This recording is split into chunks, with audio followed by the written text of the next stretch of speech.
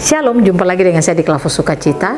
Saya akan memberkati saudara lewat kebenaran firman Tuhan dalam kitab Roma pada pasalnya yang ke-6, ayatnya yang ke-6 sampai ayatnya yang ke-7. Sebelumnya, mari kita berdoa. Bapa, kami siap mendengarkan firman-Mu.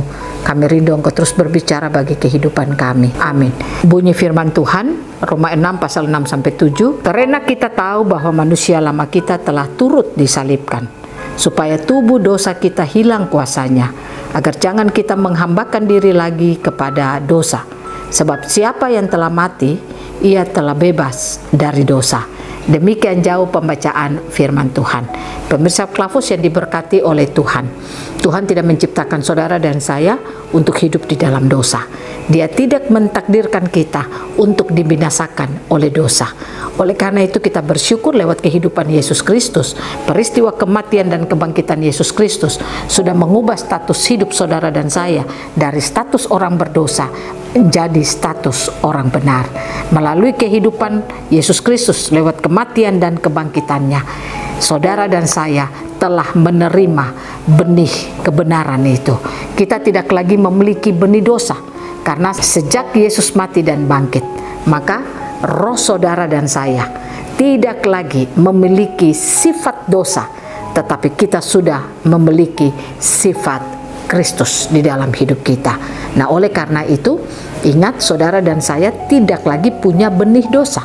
Kalau kita tidak punya benih dosa, maka kita tidak boleh lagi memperhambakan diri kita kepada dosa.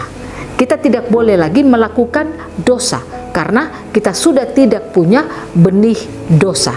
Tetapi yang kita punya adalah benih Kristus yang ada di dalam roh kita. Itu adalah benih kebenaran.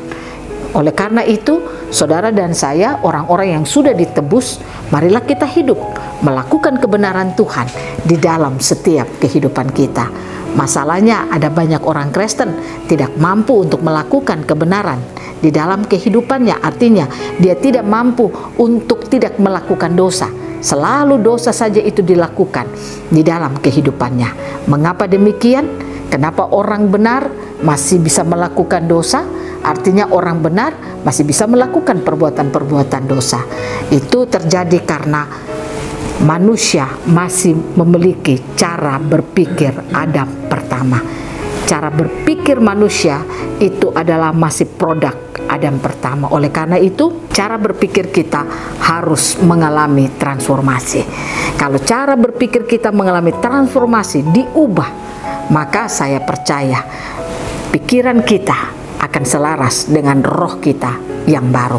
Oleh karena itu Paulus berkata, hendaklah engkau memiliki pikiran Kristus.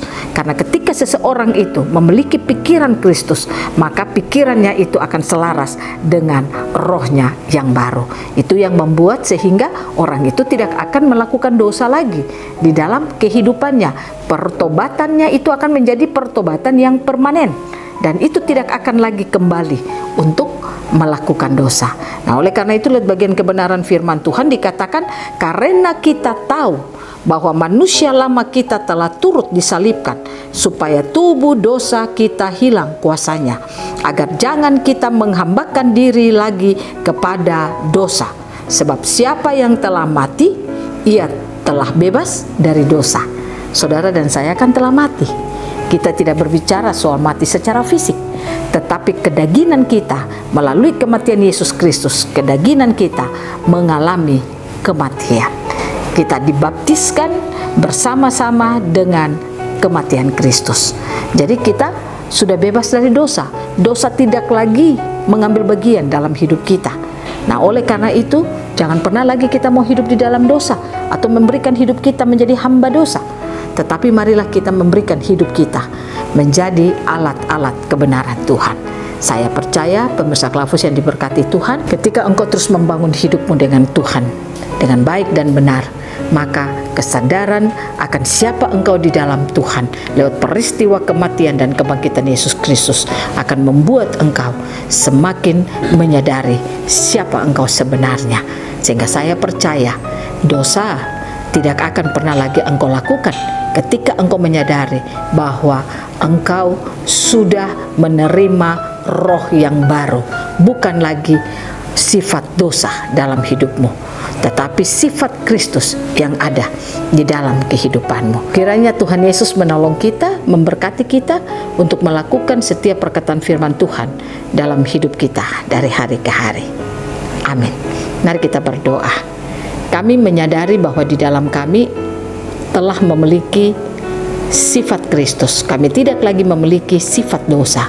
Oleh karena itu Roh Kudus mampukanlah kami untuk terus menerima firman Tuhan, sehingga firman memampukan kami untuk mengalami transformasi pada pikiran kami. Terima kasih Tuhan, Roh Kudus tolong kami dan mampukan kami dalam kehidupan kami setiap hari untuk hidup sebagai orang benar.